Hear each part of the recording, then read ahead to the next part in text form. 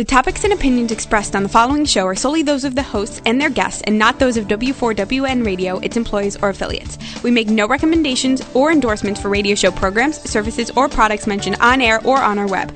No liability, explicit or implied, shall be extended to W4WN Radio, its employees, or affiliates. Any questions or comments should be directed to those show hosts. Thank you for choosing W4WN Radio. Welcome to the Fine to Fab show with Lisa Lieberman-Wang, helping women reclaim their inner peace and power, going from feeling fine to being fab, fabulous, awesome, beautiful, serving to empower you to break through the barriers that weigh you down, to live an authentic life that is healthy, happy, and free. Now, here's Lisa. Hello, everyone. I'm Lisa Lieberman-Wang, your trusted guide on your journey from feeling fine to being fab. This show is committed to helping women break through the barriers to live an even more authentic life that is healthy, happy, and free. So I hope you join the movement, become part of our active community, and you can do that by texting the keyword FINE to FAB to 90210 and hit send. Follow us on Facebook, LinkedIn, Twitter at Lisa Lieberman-Wang, and check out our site at finetofab.com. I'm really excited about our guest, but before I tell you a little bit about her, I just want to let you know that for everything we're doing here, it's all about empowering women to reclaim their inner peace and power. And looking at me now and hearing me now, you'd never know I had a long history of eating disorders, depression, therapy, medical challenges, and countless hospitalizations. And after spending enormous amount of money and looking for the age-old question, to what's wrong with me, I finally figured it out. There was nothing wrong with me. I was just living a life based on other people's beliefs and not my own. And it's been 20 years free of obsessions and self-sabotage. And my mission has been to help other women not have to go through the time, frustration, and aggravation to figure it out, but to find the best leaders out there with the message that can serve the most. And I am so excited to have with me today on the call Sophia Mohr, and she's absolutely phenomenal. She's the founder of the global Playing Big Leadership Program for Women, an expert on women's leadership and well-being.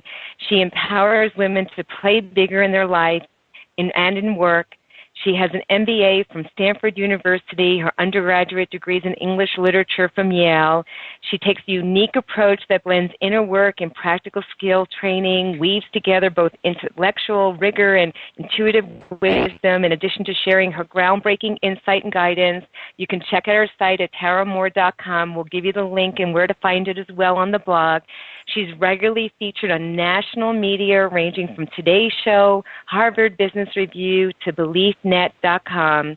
And in today's show, you're going to learn about 3 key aspects of Tara's flagship Playing Big program that will help you play bigger in life and in work, how to quiet your self-doubt, which is something that took me years to figure out, understanding your fear, and identifying your calling. And Tara, are you with me here? I am. I'm so happy to be here. Thank you for having me, Lisa. Oh, this is my pleasure. And I've been following you for I wanted to say quite some time through emails and then on the site and stuff. And I'm excited that you're going to have this opportunity to serve people at another level through some of our listeners that have not gotten to meet you before. So this is going to be exciting. And I know that you do not you do not have the story of where I came from. I know you actually have a more of a fairy tale story in some respects, and that you've been practicing what you're preaching since you were a kid. So why don't you give a little information to our listeners about where you're coming from and what you're gonna be offering today?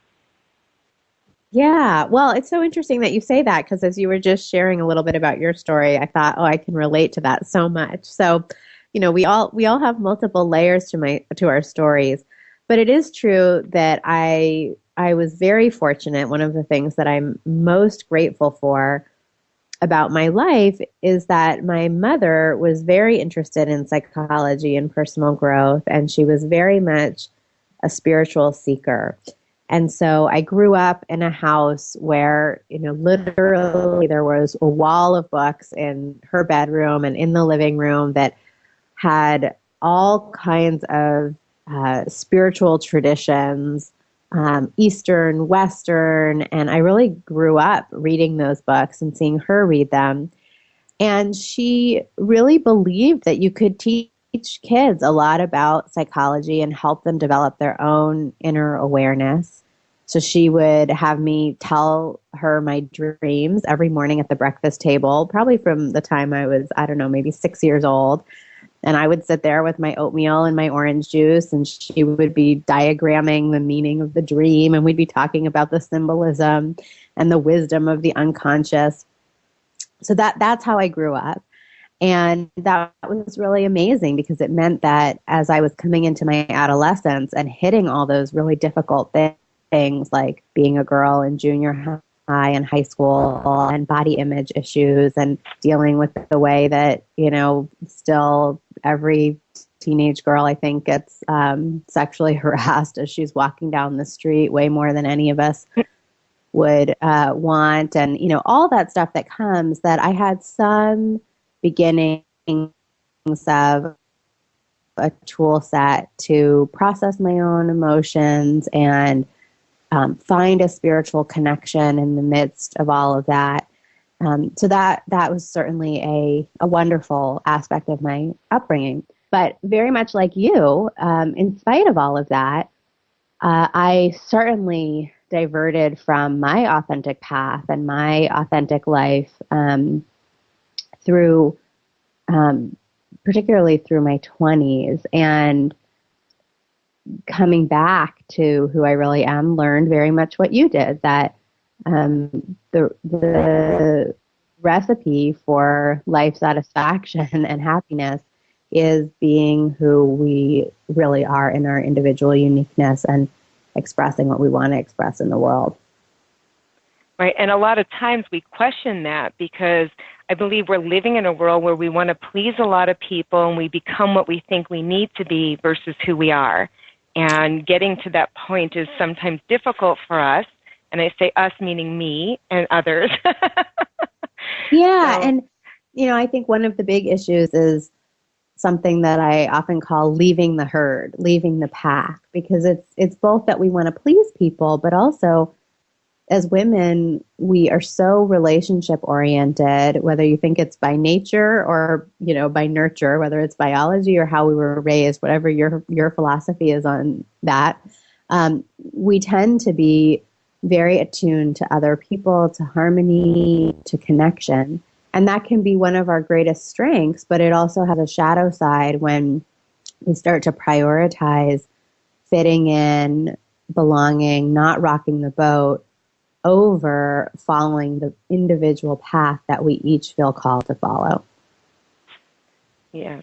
And I think that happens, for me especially, I personally, there's some of the things that I know we're going to be talking about today, but personally, some of the things that I saw is I wanted to be an achiever based on the values and beliefs that I was brought up with. That was what I thought was the benchmark.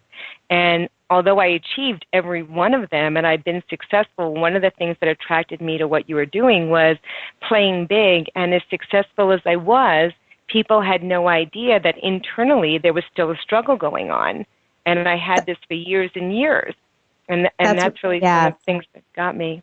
Yes, that's right. I mean, I use that term playing big, and the reason I use it is because I found I started out in my business before I ever had a program called Playing Big, and before I was doing all the kind of media stuff that I was doing now. I started just by coaching women one-on-one, and I was finding the same issue coming up over and over again, which was that as a coach, I would sit across from these women and see how capable and brilliant they were, and yet they could not see that same capability in themselves, and they couldn't see the possibility there and their own readiness to step into more of what they wanted to do in terms of having impact on the world or creating the life they really wanted to create. And then I started blogging about some of those issues, and a couple years into blogging, I sent a survey out to my blog readers, and I asked all the women who were reading my blog, what is the biggest challenge in your life? And I listed a bunch of things, and a bunch of things that we typically talk about as, the things that are so difficult for women. Work-life balance issues. We don't have enough time. Maybe we have unsupportive people in our life. People-pleasing, right? All that stuff. There were probably 10 choices. And I added to the list, just kind of on an intuitive whim because of what I had been seeing in my coaching practice, I added as one of the challenges, I'm playing small. And I asked people filling out the survey, what's the biggest challenge in your life? And when the responses came back, I'm playing small was the number one choice. It was what people had most frequently said, right?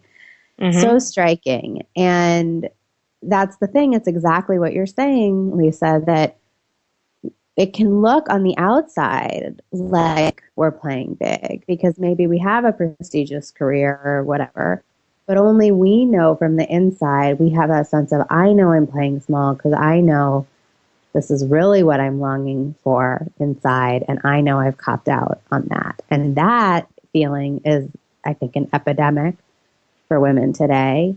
And it is also, I believe, holding back our whole world because when women come forward and fulfill those callings, they're going to be creating so many revolutions for the good in this world. It's really just what we all need collectively. Now, when we talk about playing small, there's so many different ways we can see it. And I know for many people, that's where I would come into self-sabotaging at times, where we're moving forward, and we might let something get in our way. And it could be self-doubt. It can be stinking thinking. It can be, for a lot of my listeners, it can be using something like food or alcohol or spending or other challenges that actually get in their way. That's not the problem, that's just the symptom. So let's talk about a little bit about how people play small and what some of those, I know you call it like the inner critic.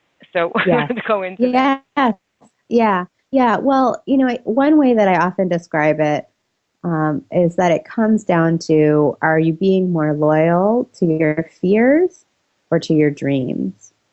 And when you're being more loyal in your life to your fears, you're going to be playing small. And when you can you don't even have to get rid of all your fears, but you're just shifting the weight of your own attention and your own resources and your own backing to the side of your dreams rather than the side of your fears, you start playing bigger.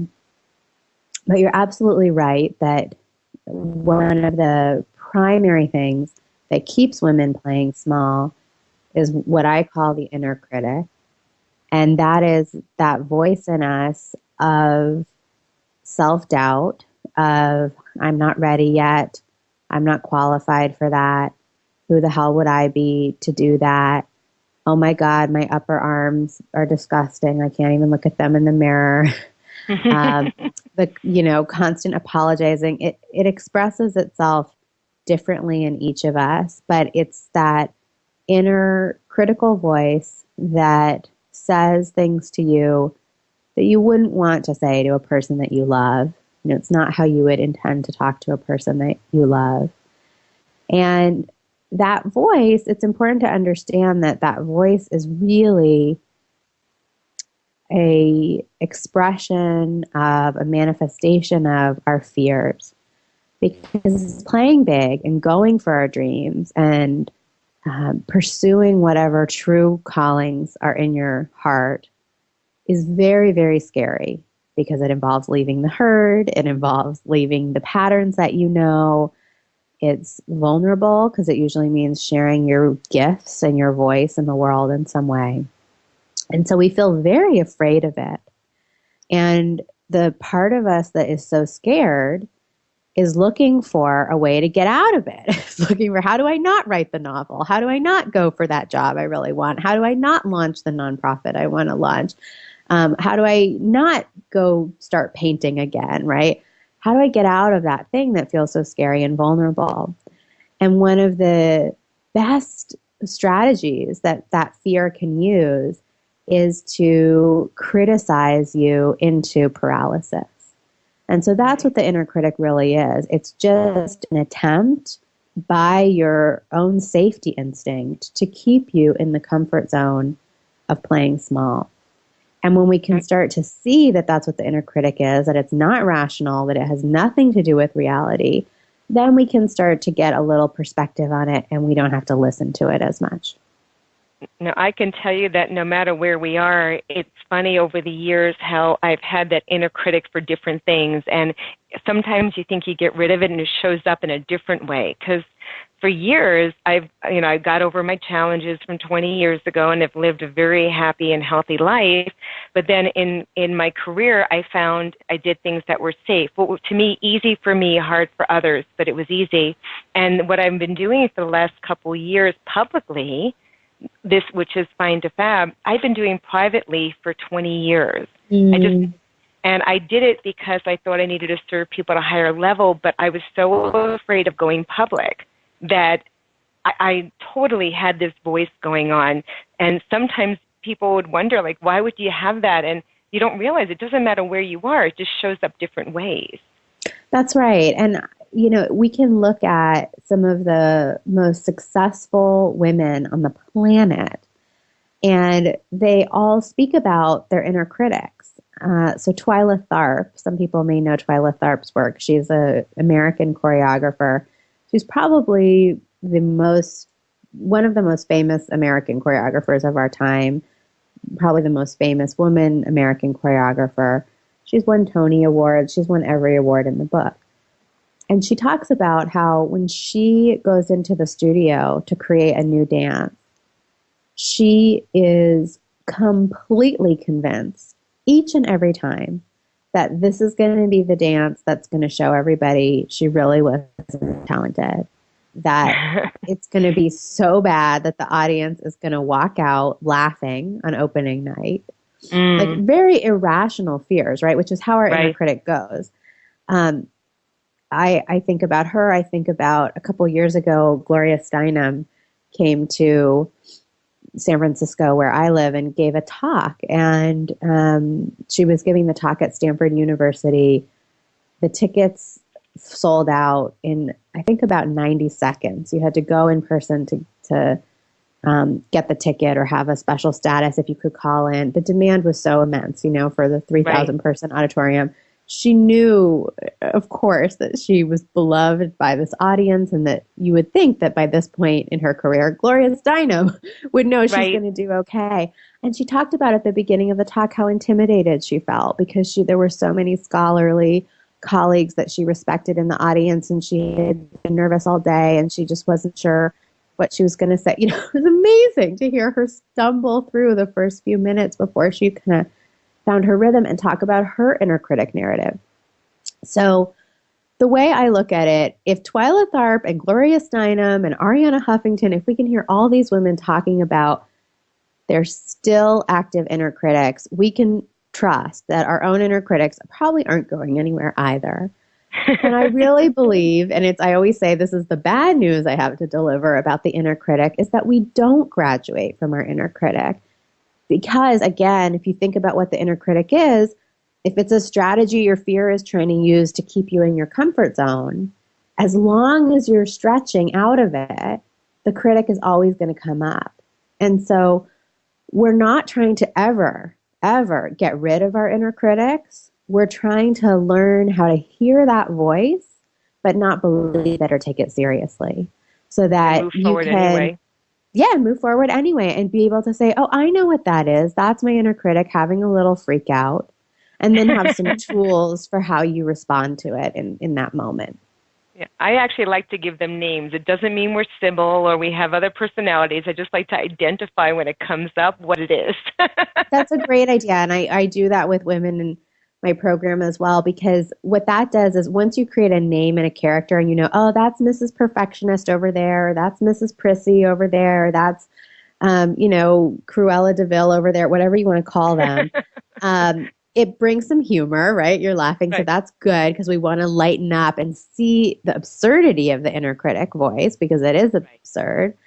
And we also want to be able to remember, and this is one of the biggest tools I want to recommend to everybody listening for dealing with your inner critic, is remembering that's not the core of you. That's not all of you. It's one voice within you, and it's actually a very small part of you. And so when we create that character, it helps us remember, oh, that's not all of me. That's this little strain, this voice within. There's also the voice of my wisdom, of my dreams, and I don't want to just be conflating that inner critic voice with the core of who I am. Absolutely. And what are those? What you say would be the exercises, Tara? Like, are you? What are some things that people can do besides we said we can identify it, to give it a name, right? Like they acknowledge it's a piece of us, not all of us, and to me, sometimes I actually go back to as far as I'm hearing something, and a lot of times it's not even me who's saying it. It's something I heard when I was a kid, because they say, 55% of our beliefs are by the time we're 5 years old, not by us, but by our guardians and people else who've shared that. Right. That's right. So one of the tools is that creating a character and giving it a name, so that when you hear the voice, you can say, oh, okay, I'm hearing this perfectionist now, right? Another one is to what I call it the thanks but no thanks. And this is because one of the big misconceptions people often have about their inner critic is that we need to get in a battle or an argument with it and be like, screw you, that's not true, I'm fabulous, right? And yes.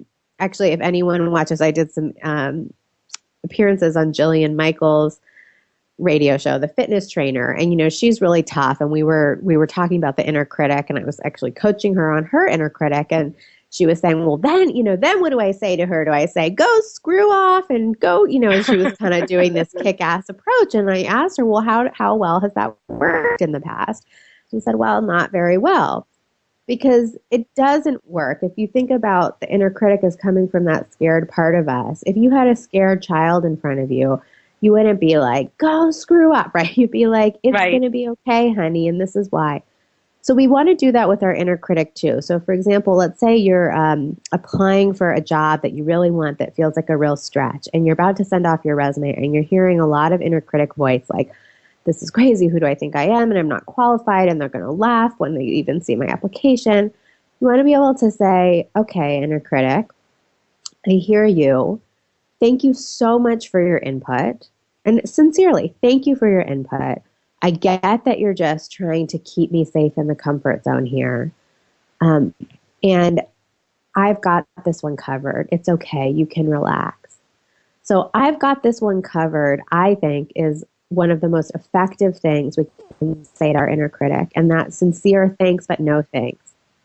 It's really acknowledging its input and reassuring it, you don't need to be in charge here. We're going to be okay, and I'm going to make sure that we don't do anything that is too dangerous or too deadly. So that's a very powerful tool.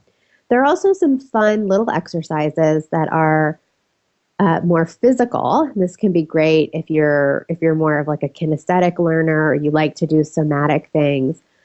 So one of them is to actually, and it sounds a little bit silly, you mentioned Sybil, so this is sort of in the Sybil category, but it really is effective. So if let's say you're sitting at your computer and you're doing something and you're really hearing your inner critic, you can picture that character that you created for it and actually stand up from your desk. Imagine grabbing that inner critic character's hand, walk your inner critic out of the room and say, I'm going to leave you here, in this room. Then come back to your computer and say, okay, now it's just me here. And that actually, surprisingly, that's actually very effective. It's kind of saying through your body, okay, we're setting that voice aside right now. Some people also find it effective to do things like, you can imagine you have a big volume dial and you just imagine turning the volume dial down on that voice, or imagine the voice fading away from you physically. Those kinds of things are just in the moment, easy little exercises to do. I love that because a lot of times even anything that seems big that you can make smaller or further away just takes all that attention off of you and makes it lighter to even deal with it. So those are great visualizations to be able to do. Mm-hmm. Yes. But the most fundamental tool, and really, the kind of core of the most effective one, is to just start a practice of noticing when you're hearing your inner critic and call it that when you hear it. So, oh, I'm hearing my inner critic right now. That's my inner critic talking. That's the game changer, is when we start being able to say that, because the problems happen, of course, when we think that that voice is the wise voice, when we think that that voice is telling us something important that we've got to listen to. Right. And again, it's listening and recognizing, but I think one of the biggest things that I've used as well with my clients is the fact of naming that character. I love that, because it just really separates it from this is me and I'm having a challenge to, this is just something that I've repeated over time, but I don't need to be protected. I'm not a 12-year-old or 15-year-old girl who doesn't know what she's doing. There's so many other resources we have today, and to look at it that way is awesome. So I love those tools because they're definitely something anybody can apply immediately to get results, which makes it wonderful to me. Yes, exactly. So let's talk about the fact of, fears, because I know that you're an expert at understanding fear, and I love the difference between your fear and awe and how you talk about that in a spiritual teaching. So I know that not only hearing that inner critic, it's acknowledging the fear and doubt, but moving forward anyway. So can we talk about that a little more? Yeah, I'd love to. Yeah. Well, a few years ago, I was reading a book by a rabbi named Alan Lew, L-E-W, who sadly passed away not too long ago. And he was a remarkable rabbi who really blended a lot of contemporary spirituality and meditation with interpreting the Old Testament and traditional Jewish texts. And in his book, he talked about how in the ancient Hebrew and in the Hebrew Bible, there are actually two different words that are used for fear. One of the words is pachad, and it's, for people who are curious, the transliteration is spelled P-A-C-H-A-D. And pachad, he defined as it's the fear of things we imagine. It's our projected fear. It's that overreactive fear that sometimes in our contemporary parlance we talk about as the lizard brain, the instinctual part of the brain that just immediately reacts to possible dangers and can really overreact, is doing everything it can to keep us safe and keep us surviving. So that's pachad. And then, very interestingly, he noted that there's a second word that's used in the Hebrew Bible for fear, and that word is yirah, and that's spelled Y-I-R-A-H. And that's the word that is used, for example, when Moses is before the burning bush and he hears the voice of God. When it's describing how he felt, the word that's used is yirah. And it's used at different places in the text. And the way that Rabbi Lew defines that is it's the feeling that overcomes us when we are inhabiting a larger space than we're used to, or when we are suddenly in possession of more energy than we have been in possession of before, or when we are encountering the divine. It's an interesting triad of three meanings. Inhabiting a larger space than we're used to. And of course, you can take that as a literal space or as some kind of emotional or spiritual space. When we're encountering the divine and when we come into possession of more energy than we're used to.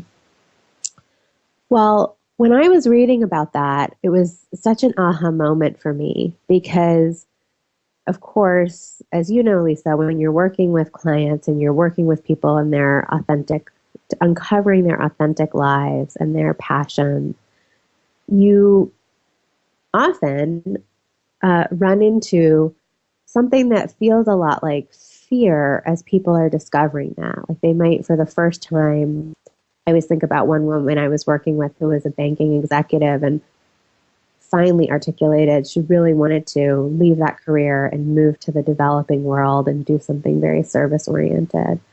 And of course, the first time she said that out loud and really admitted it to herself, we both could feel the sacredness in the room, the intensity and the purity of what she was saying and how sacred this longing was to her.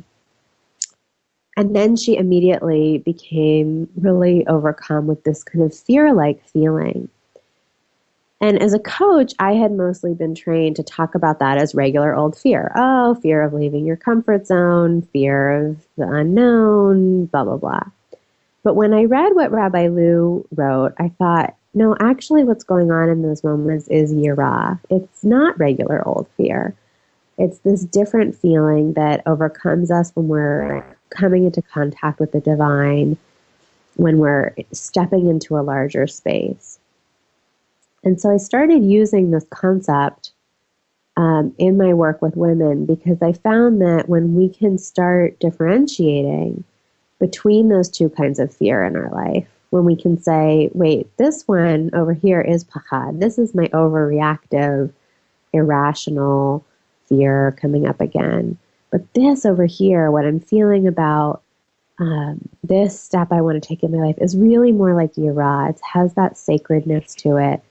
It's for a very positive reason. We can start to welcome the yirah in our life and even savor it. And that allows us to just live with it instead of feeling so uncomfortable about it. That's awesome. What we're going to do, Tara, is we're actually going to take a quick break. And when we come back, we're going to give people an opportunity. If you'd like to call in live, you can call 561-422-4365. You can also Skype in at W4WN Radio, Women for Women Radio. And we will be back right after this short commercial break, and Tara's going to talk a little bit more about fears, and I'm really excited because we're going to talk as well going into identifying your calling, because so many women say they do want to play big and they do want to do more, but we don't necessarily do that. So stay with us, and we'll be right back.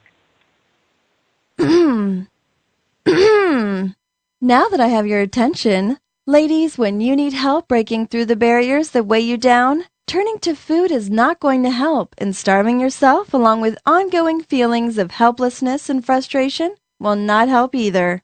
The cycle of self-sabotage, disordered eating, and stinkin' thinking has to stop, and there is no better way than with other smart, business-savvy women like you who are making the change with best-selling author, licensed master NLP practitioner, and trusted guide, Lisa Lieberman-Wang of Find2Fab.com. Lisa will help you get that breakthrough you've been waiting for. Go to Find2Fabshow.com right now for all the details of the life-changing 10-week transformational program and the special listeners promotion. It's time to turn your life from feeling fine to being fab.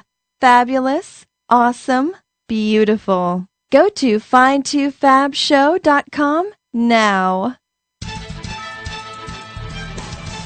Feeling tired and achy? Frustrated with allergies? Stress causing you high blood pressure? If you're ready to feel better, have more energy, maintain healthy cholesterol levels, joint flexibility and circulation, looking to reduce inflammation, support healthy glucose levels and sinus relief, plus so much more, Isotonics OPC3 is a food supplement made from a combination of bilberry, grapeseed, red wine, and pine bark extracts, and citrus extract bioflavonoids, all found to be powerful antioxidants. Oligomeric proanthocyanins, OPCs, are bioflavonoids found in fruit, vegetables, and certain tree barks that provide exceptional nutritional benefits to the human body. Studies have shown OPCs to be up to 20 times more powerful than vitamin C and 50 times more powerful than vitamin E in neutralizing free radicals. Isotonics is delivered in an isotonic solution, which means that the body has less work to do in obtaining maximum absorption, as you can drink your vitamins. No pills, binders, or fillers. Buy now at www.amillionproducts.com. Isotonics OPC3.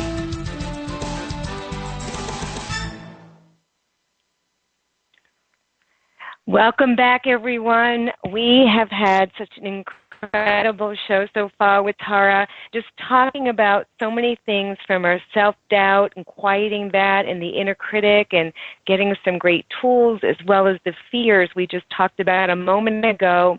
And Tara, what's interesting is when you talk about fears, like the original fear, what most of us identify with, but knowing the difference of maybe something that you want to pursue as a bigger calling, there's such a fine line there, even to explain to somebody or even how to identify that. What would be a tip to do that?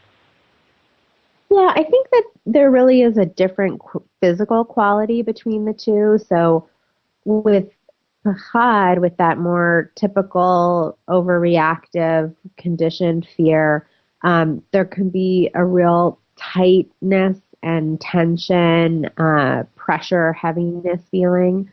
Yara has more of the feeling of going down on the roller coaster. It's that thrill feeling. There's a kind of trembling to it and more of a quality of awe mixed in with it.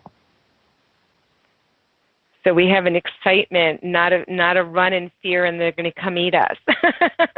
Yeah, exactly. It's like, the kind of, if anyone who loves performing, if you grew up doing any kind of music or theater or dance performing, and you think about the kind of nervousness that you felt on opening night before you went on stage, when you were really nervous and scared, but you also knew you loved to do this and you're excited to do the performance, that's kind of that Yara feeling. It just has a lighter quality of thrill to it rather than pressure. And of course, because we all have that instinct to kind of numb out in the comfort zone, we can actually want to retreat from the edginess of that thrill as much as we would want to retreat from the discomfort of pleasure. They can both feel uncomfortable. Absolutely, and I've experienced them both. I always look at fear as a different thing. I changed the acronym years ago to face everything and rise above it. So fear to me beautiful. is just move forward and acknowledge it's there, but we're going to go forward anyway. That's right. That's exactly right. Yeah. It's so many things that it comes to, how our feelings are, the interpretation that we put to it. I always call it the story we use and, the meaning we give it. And that can either help you to go forward or back or stay still. And sometimes staying still and not changing is, to me, going backwards because there's nothing in this world that doesn't change. So learning to embrace it is such a big part of growing, knowing there'll be changes. And just because it looks like this doesn't mean it is this. It could be something else. But learning how to embrace that is such a key thing. Yes. And a lot of that comes down to really trusting life and trusting the unfoldment of the process of life.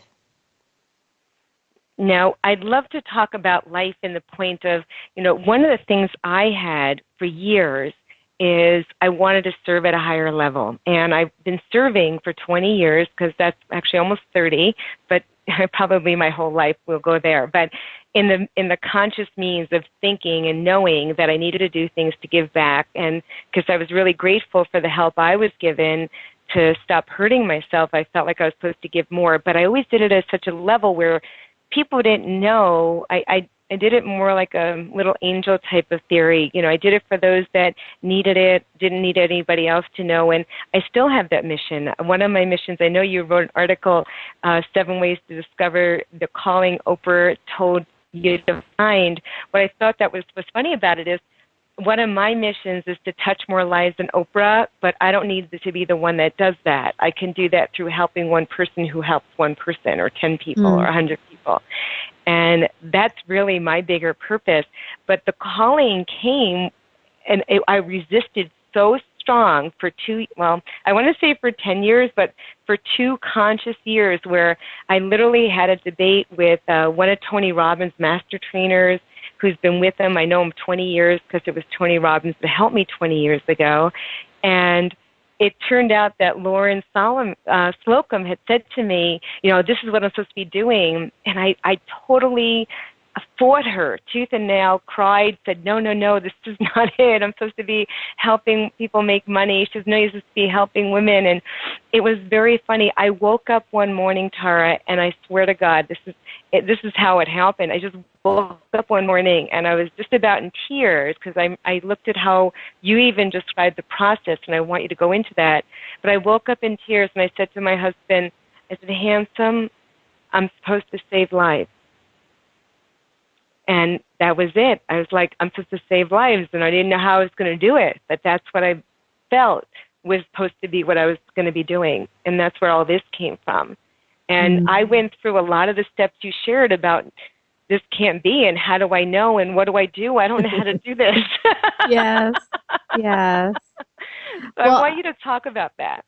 Yeah, I really love that you say, I resisted for 10 years, 2 years, because I think 10 years is actually probably more realistic for most of us in terms of how long we resist our callings, 10 years or more, many decades sometimes.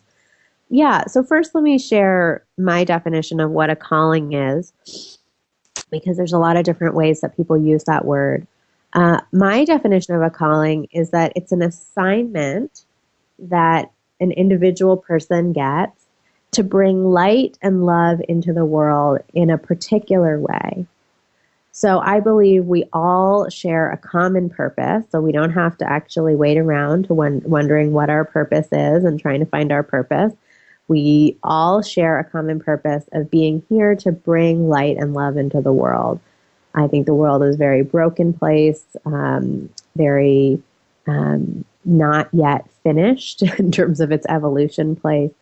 And we're all here to help heal that brokenness and bring our collective forward.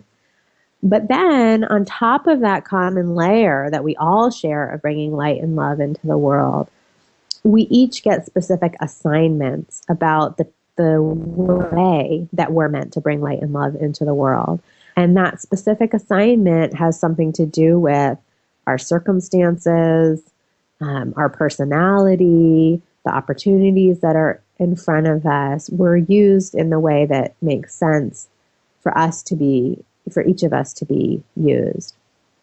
And so the calling is just that assignment we get. And of course, we get it from the inside out. Nobody else can give it to us. And so we each have to do the work of listening for and respecting our callings. And I always use that word in the plural, our callings, because I don't believe we just get one assignment for a lifetime. I think our callings are very fluid. They come and go. They begin and end, depending on where we are in our lives. But one of the biggest misconceptions we have about callings is that they're going to feel awesome. And we're going to be like, oh, it's my calling. I'm going to run off into the sunset. It's going to feel so awesome. And now I know. And it's just so joyful. That is not what happens for most of us. And what happens, for me. Yeah, and certainly not for me either. What happens is we really resist our callings. And we spend a lot of time denying them, rationalizing them away. We often feel we're not the person, we don't have what it takes to do that thing. The assignment feels way too big for us. We don't feel appropriately qualified. And those are all just normal parts of receiving a calling. And one of the reasons we feel not up to the task is because the calling usually it really reflects the grandeur of our souls and our aspirations to serve. And so from the ego's perspective, the ego looks at that and says, well, that's really grandiose. Who the hell do you think you are? Yeah. And I think we're hearing an echo here, huh? I'm So, hearing a little bit of one too. Yeah. okay. So, when you say that you're listening for and expecting it, that's a big thing too, where the resistance of this calling and not knowing it and not thinking it. But I love the fact that you said that it's light and love, it's all of us, but your circumstances lead you to it. And the funny thing is that when I was going through things, even with the bulimia and eating disorders and stuff, and spent all those years in hospitalizations, and I used to say to people, and I said it out loud as well as to myself, if God doesn't give you anything you can't handle, and I'm fooling him too. That was how I ended everything. And I'm fooling him too. And I totally trusted, and I always believed that everything happens for a reason, and I know I'm going through this, and I'll figure out what it is. I didn't know it would take 30 years to figure it out, but it did. And that was just one of the things, like you said, I said 10 years, and now I'm listening to what you're sharing, and I'm saying it was probably more like 30, and and I was probably more resistant than I'm thinking I was, but it really becomes all those other self-doubts that brings us back to what you said at the very beginning, from the inner critic and the fear, and can I do this, and how do I do this, and all those other things that come about with it. Now, we unfortunately are so running out of time to even go further into this. So I would love to be able to give that, but I want to make sure that people have a way to contact you and reach out to learn more, because I know you're such a wealth of information and can serve so many incredible women out there. Can you give them information on how to find you and make sure we have that connection, and we'll make sure it's also on the blog? Sure. The best way to find me is you can go to taramohr.com, which is TARAMOHR.com, or you can just Google, if it's easier. An easy way to find me is Google 10 Rules for Brilliant Women, 10 Rules for Brilliant Women, which is one of my kind of signature articles. And I recommend coming on over to the website, because there's a great free 10 Rules for Brilliant Women workbook that you can just download and start applying some of the concepts for playing bigger in your life right away. And that's awesome. And what would be a tip that you can give everybody right now to play brilliant and to be their brilliance, that we can actually have them take home and apply immediately? Yeah. Well, I would say the number one thing is to start listening for your inner critic voice. Any voice that's talking to you in a way that you wouldn't want to talk to someone that you really cherish and love and adore. And when you hear a voice in your head talking to you or about you in that way, to start saying, oh, that's my inner critic. That's an irrational liar. And today I'm going to make a choice to not take action based on what that voice is saying, but take action based on my heart's aspirations instead. That is wonderful. And I know that every one of us can apply that and see some unbelievable results. And I know for a fact it's going to make you feel lighter and brighter, just knowing that what you're hearing isn't true, and you can acknowledge that at that moment. So I want to just thank you, Tara. We actually have one more moment left, and I want to say that this has been so enlightening, and I want to be able to have you back again in the future, because I know that we can give a lot more great information to empower more women. So thank you. Oh, thank you so much for having me. It's really been a pleasure, and thank you everybody who's been listening. Yes, so remember to come to findtofab.com. You'll be able to check out the blog. We'll have links for you to be able to reach Tara. So if you didn't get the proper spelling of her name, it's www.tarmohr.com. And again, join us on Facebook, Twitter, LinkedIn at Lisa Lieberman-Wang. And there'll be more to come. There'll be gifts coming in the future. Just going to Tara's site, she'll be giving you the gifts of the Being Brilliant workbook. So take care of that right now. And until next time, remember, you're fabulous, awesome, beautiful. Have an outstanding day. If you've always wanted someone to connect with on your path to a happy, healthy you, I've got great news. In her #1 best-selling book, Find to Fab, 7 Secrets of a Successful Woman's Journey Away from Depression, Disordered Eating, and Self-Sabotage, Lisa Lieberman-Wang shares how you can experience your breakthrough just as she did. Start living an authentic life without blame, shame, or years of therapy. Buy now at findtofab.com. When I see your